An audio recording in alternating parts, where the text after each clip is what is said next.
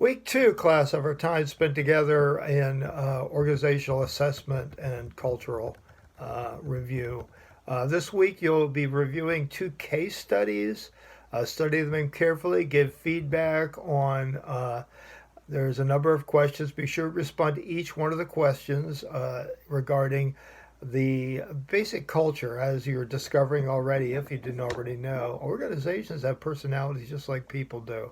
And a cultural assessment helps you determine the nature of that, the good, the bad, and the ugly. Who are heroes? Who are the villains? What are the written and unwritten rules within that organization? So that's activity one. Activity two will be our first role play. You'll each take turns being the consulting individual, meeting with the company for the first time to establish the contracted relationship, clarify the nature of the work, and how you will be accomplishing this cultural assessment. It can be quite intimidating to an organization. It's important that you develop a process that promotes what I like to call psychological safety. It's a safe place to talk. What will be done with this information? And be prepared as the person being assessed to ask some questions to challenge the individual on the way. Thirdly, talk about the history and culture.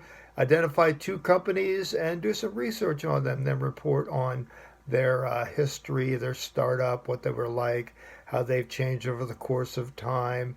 If they are now the organization they were when they started, which is frankly almost never the case, and report on that. And then finally, statistics. Read one of my favorite books, a book I wish I had had when I was in graduate school, The Cartoon Guide, An Introduction to Statistics. I love the cartoons in it.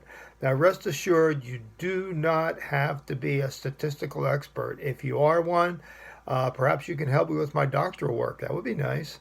But using this to evaluate the EQ 2.0, you'll read the Burroughs Review. Burroughs is a mental measurement yearbook that gives feedback on it, and then be able to report on that.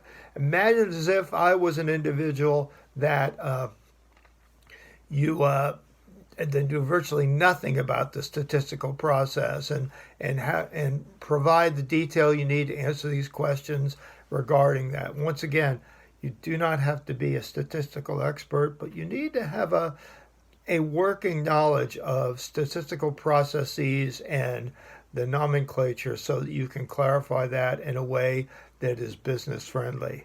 Looking forward to seeing your work this week and also seeing your performance. You guys should be getting really good at doing videos. Take care. God bless.